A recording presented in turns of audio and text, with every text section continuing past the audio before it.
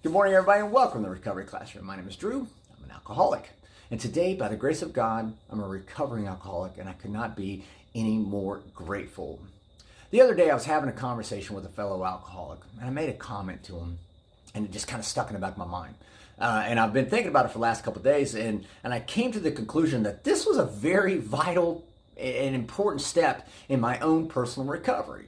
And so I wanted to share on it today in the hopes that it might be able to help, well, you and me as well. Because again, I need to hear a lot of this stuff myself on a day-by-day basis. So I think early on in my sobriety, I think one of the biggest, most critical pieces of my recovery, important elements of my recovery, is making myself vulnerable. Vulnerable, yes, you heard me right. Not talking about being stupid, right? Letting people into my life that doesn't need to be in my life, but making myself vulnerable. All right. And I know what you're thinking. It sounds counterintuitive, and I agree, it does sound counterintuitive. When I make myself vulnerable, I open myself up to criticism. I open myself up to people making fun of me and laughing at me. And we don't typically like those things, right? But let's be fair. Let's be honest. Let's start with the criticism. If people are being critical of me and I don't like what they're saying, chances are I need to take inventory. And isn't that what step 10 is all about in the 12-step program? Taking personal inventory, cleaning our side of the street, taking a good hard look at ourselves, especially step 10, right? At the end of every day, we go back and we look for areas where we might have been fearful, we might have been resentful, might have been selfish. All right, am I not supposed to be going back and being critical of myself and observing where I might have went wrong throughout the end of my day? So if someone is being critical of me, well, shit, maybe I need to stop for a minute and start doing some inventory work, right? As far as people laughing and making fun of me, well, hell, I want to laugh too. I got sober to enjoy my life. I got sober to be able to laugh and to live my life and have a hell of a good time. So if somebody's laughing at me, let me know what the joke is about so I can laugh too. Because I like laughing. I like enjoying my life. Right? One of the other things that making yourself vulnerable does, and this is important, is it obliterates a self-imposed expectation. An expectation that we place on ourselves, that I still place on myself even to this day. It removes a certain expectation of perfection. See, it reminds me that I'm not perfect. When I open myself up and make myself vulnerable to let everybody know, hey, I screw up on a day-by-day basis, on a minute-by-minute basis, I can screw things up. I remove that expectation of perfection. I no longer have that expectation of perfection. And isn't that what we always say? We focus on progress, not perfection, right? So by making myself vulnerable, I no longer have that expectation of perfection. And one of the other keys of making myself vulnerable, at least for me, is it communicates a sincerity and an authenticity to other people that I'm trying to share with, and I'm trying to communicate that message of hope, healing, and restoration. It adds an element of authenticity and sincerity in what I'm saying, because people know, hey, he's screwed up. He's still going to screw up. He's not perfect. He's just trying to help me. So when I make myself vulnerable, I let everybody know. I let the entire world know I'm not perfect. I'm just trying to get along in this life just as you are. And by God, I'm going to try to help you out whenever I can, however I can. I'll be there to help you out. And I'm hoping you're going to help me out too whenever I need it.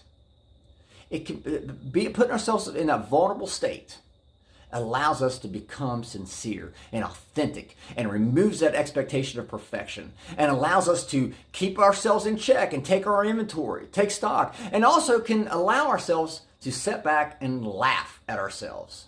I like laughing, right?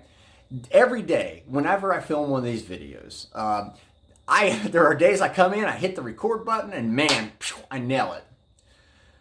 More often than not, I don't nail it. And there's a lot of things that you guys don't see, obviously, right? There's a lot of bloopers, if you will, blooper reel.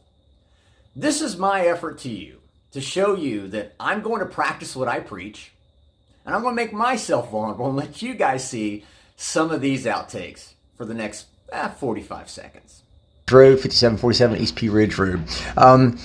Speaking of, fucking hell. And welcome to Recovery Classroom. My name is Drew, and I got something in my teeth. I can feel it, but I got something in my teeth.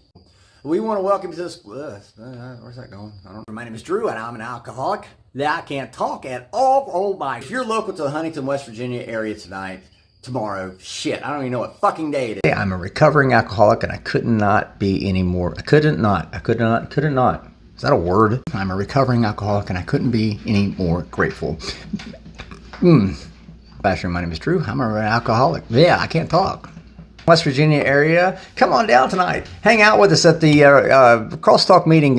I don't even know where the fuck I'm at. Into the rooms of Alcoholics Anonymous. When I first came into the program, started working the program, I'm rambling. And welcome to Recovery Classroom. My name is Drew, and I'm an alcoholic. And today, I don't want to say that. Drew, and I'm an alcoholic. And today, by the grace of God, I don't want to start it that way. There you go. I'm vulnerable. I will take my own advice. Sure, some of those are funny, and I can tell you there's probably a whole ton of them that I could throw in there, but you guys will be here forever watching them. At the end of the day, when we make ourselves vulnerable, again, we remove expectations of perfection. We remind ourselves we need to take continual inventory of ourselves. Make sure that we're not being selfish, and we're not being fearful, and we're not being resentful, right? Make sure we're not getting resentments. We're able to laugh at ourselves, okay? And of course, the most important thing for me anyway is being able to show people that I'm honest and sincere with what I'm trying to share with you, and I just want to help you because we're all trying to make our way through life as best we can. I'm not talking about being stupid. I'm not talking about doing things and making ourselves vulnerable and letting people come into our lives that don't need to be in our lives. I'm not talking about laying your heart out there, on the edge and letting people take advantage of you. That's not what I'm talking about. We need to be smart.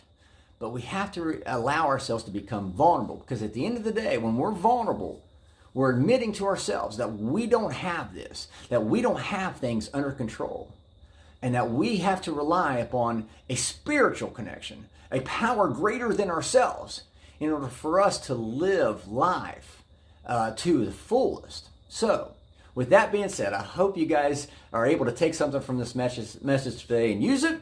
I hope you guys are able to laugh at some of those bloopers, outtakes, or whatever. But most importantly, I just want to thank you guys for letting me come in and share 5 to 10 minutes of your day with you. You guys, absolutely keep me sober. Vulnerabilities and all. I appreciate you guys letting me come in. If there's a topic you'd like to hear discussed on these monologues, feel free to drop it in our Recovery Classroom private Facebook group page. That's a private group, so we maintain anonymity there, and you drop it in there, we'll take a look at it. You can email me directly, drew@recoveryclassroom.org. I'll take a look at it and see how we can parse it out. So, with that being said, I'll let you guys go. Remember, guys, you can't get drunk if you don't take that first drink.